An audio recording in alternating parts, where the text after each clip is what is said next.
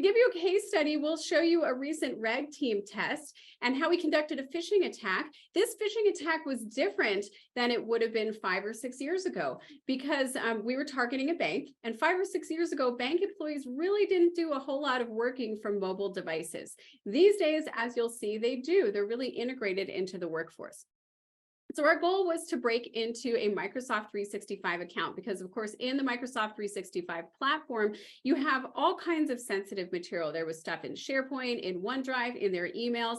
And even if your organization has a policy, don't keep sensitive information in email, it just gets in there. In the context of a bank, you can't prevent bank customers from just emailing you their tax returns or emailing you sensitive data. It is in there, like it or not.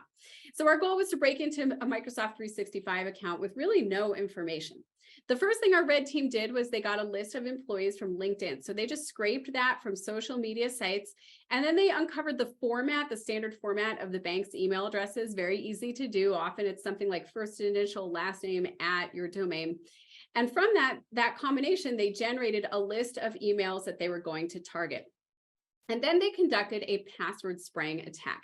Now, a password spraying attack is a little different than a normal password guessing attack because you're not guessing a bunch of passwords for one user. In this case, they came up with one really weak or easily guessable password. It was similar to winter 2023 exclamation point. This password actually met the bank's password requirements. It had letters and numbers and squirrel noises and this and that. It was complex and it was long enough to meet their minimum lengths.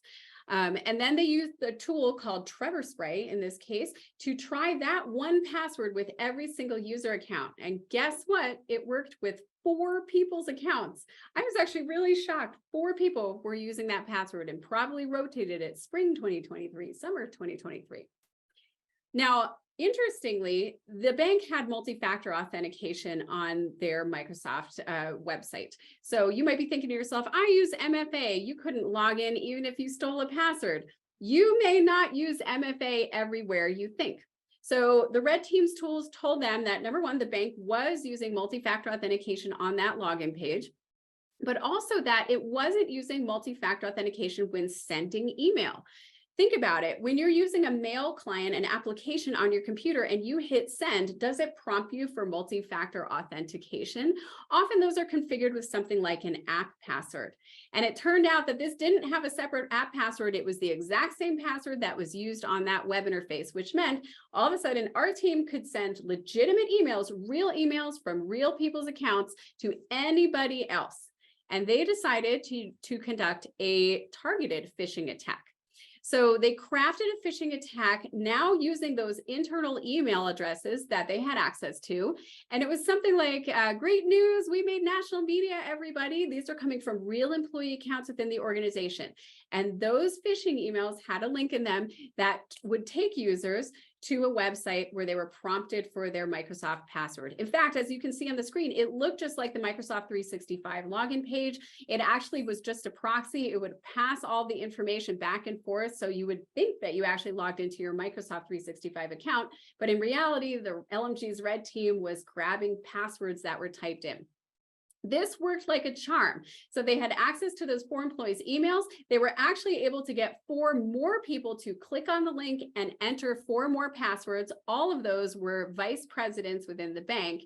And then at the same time, they were also prompting for multi-factor authentication tokens. So once you get a username and a password and a multi-factor authentication code, attackers can immediately log in and gain access to SharePoint and OneDrive and email and anything else that normal user would have access to. Interestingly, 3 of those employees were using desktops. 1 of them was a mobile user at 8 o'clock at night on an iPhone from their house. And this is the mobile workforce. You have all kinds of hybrid environments that we now need to be thinking about. We have to teach people not just how to not click on links in emails, but also text messages and also other forms like QR code phishing. It affects all of us. Thank you so much, everyone. Again, this is Sherry Davidoff, CEO of LMG Security. If you have any questions, please reach out anytime. We'd love to hear from you. You can email us at info@lmgsecurity.com or find us on LinkedIn and follow us on Twitter. Thanks so much for joining, and we'll see you next time.